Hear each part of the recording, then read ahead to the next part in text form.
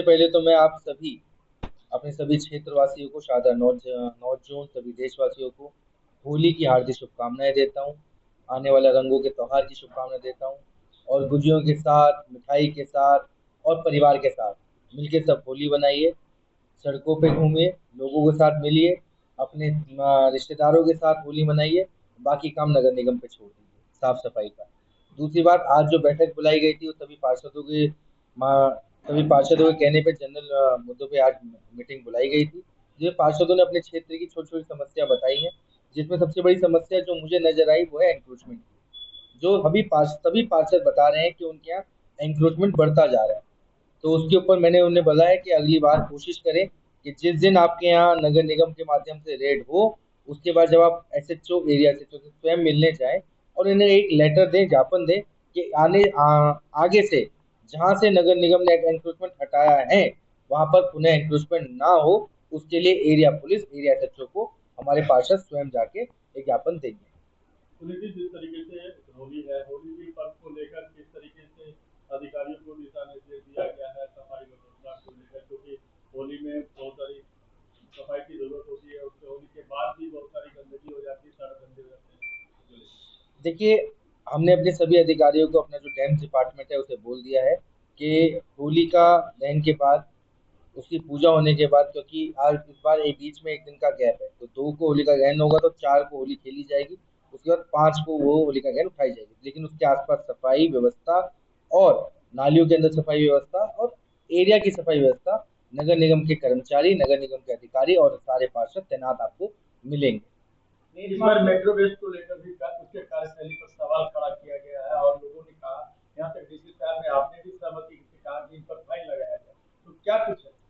देखिए, एक पार्षद के माध्यम से एक मुद्दा उठाया गया कि ढलाव के अंदर मलबा डाला जा रहा है किसी प्राइवेट के माध्यम से। तो जब हमने मेट्रोवेज से पूछा तो वो कह रहा है कि जो हमारा आदमी नहीं है, लेकिन ढलाव का रख रखाव मेट्रोवेज कंपनी के माध्यम से रखा जाना है।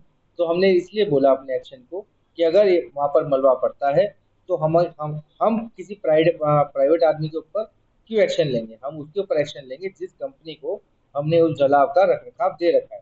तो इसलिए हमने अपने एक्शन को बोला कि आप मेट्रोवेज के ऊपर पेनल्टी लगाइए अगर उसके अंदर पुनः मलबा मिलता है तो। चेयरमैन साहब, पिछले दिनों जो है देखा गया है कि अवैध निर्माण के खिलाफ सीलिंग की कार्रवाई हुई है, लेकिन एक तरफ कार्रवाई हो रही है, दूसरी तरफ धड़ल्ले से निर्माण भी चल रहा है। 4 से 5, 5 से 6 मंजिला इमारत बन रहा है। इसको लेकर कब तक कितनी सील हुई है और कितने लोगों को नोटिस दिया गया है, थोड़ा सा मुझे बताइए।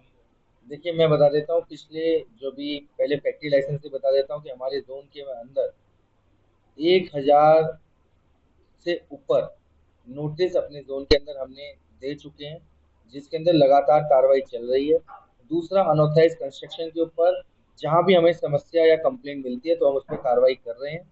और अवैध निर्माण को रोकने का जितना प्रयास शारदा नॉर्थ जोन में इस बार किया जा रहा है, इससे पहले शायद ही कभी किया गया हो। और हमारा प्रयास है कि अवैध निर्माण अगर कहीं भी हो रहा है और अगर उसकी समस्या, उसकी पूरी गली, पूरी समस्या समाज और अनऑथराइज है, तो उस पर एक्शन करने में हमारे जेई, हमारे एक्शन प्रॉपर उस पर एक्शन कर रहे हैं। और कुछ लोग उसका मुद्दा गलत भी बना रहे हैं, पर ऐसा कुछ नहीं है। हम सभी वर्गों के लिए सम्मान एक्शन यहाँ पर करा जा रहा है। चेयरमैन साहब, और जो पार्टी के साथ चुनाव कराया गया, एलआईओ की मिली भगत से रेडिया लग रही है दिल्ली पुलिस रोड पर। तो उसके लिए मैंने नीता भाई जी से भी आग्रह किया है कि अब आने वाले समय में होली के बाद हम वहाँ पर एक्शन करवाएंगे। उसके बाद मैं नीता भाई जी से भी बोला कि वह स्वयं एक बार एसएचओ खजूरी और अगर वहाँ खजूरी पड़ते हैं तो एसएचओ खजूरी के पास जाएंगे स्वयं ज्ञापन देने कि हमने यहाँ से एंक्रोचमेंट हटा दिए तो पुनः यहाँ एंक्रोचमेंट ना लगाई जाए। गायों की समस्या को लेकर जमीन से गाय रोड पर गायों का रहता है, उसके लिए जो गायों की समस्या के लिए उन्होंने मुद्दा उठाया तो उस पर हमने जवाब में बताया कि हमने दिल्ली सरकार को लिख के दिया है कि हमारे एक गौशाला हमारे यमुना पाल में दी जाए। क्योंकि जो गायें, पशु सड़कों पर है, अगर हमारे पास स्थान होगा तो हमें ऐसा कोई स्थान देगी जिसमें हम गौशाला बना सके, क्योंकि नगर निगम गौशाला नहीं बना सकता, वो दिल्ली सरकार ही बना सकती है। दिल्ली सरकार ने हमने लेटर दिया है, बहुत जल्द इस पर कार्रवाई होगी। जीटीबी हॉस्पिटल के बाहर हटता भी है, दोबारा से जिसको लगाया जाता है। इस बार वही मुद्दा बार बार आ रहा है जो मैंने आपको बताया है कि हमने कोशिश ये है, मैंने वहां भी वीर सिंह पवार जी को बोला है कि इस बार वहां से एंक्रोचमेंट हटाने के बाद वो खुद जाएंगे एसएचओ से मिलने कि वहां पर दोबारा एंक्रोचमेंट ना हो। खाली खाली एमसीडी अकेला एंक्रोचमेंट नहीं हटा सकती। अगर दिल्ली पुलिस और एमसीडी सभी विभाग मिलकर काम करेंगे तो एंक्रोचमेंट नहीं होगा। डियर पार्क की समस्या की बताएगी। तो उस पर भी यही सेम इशू है, तो उस पर भी हमने बोला है कि उस पर ड्राइव चलाइए, उसके बाद एरिया से मिलिए। ठीक है।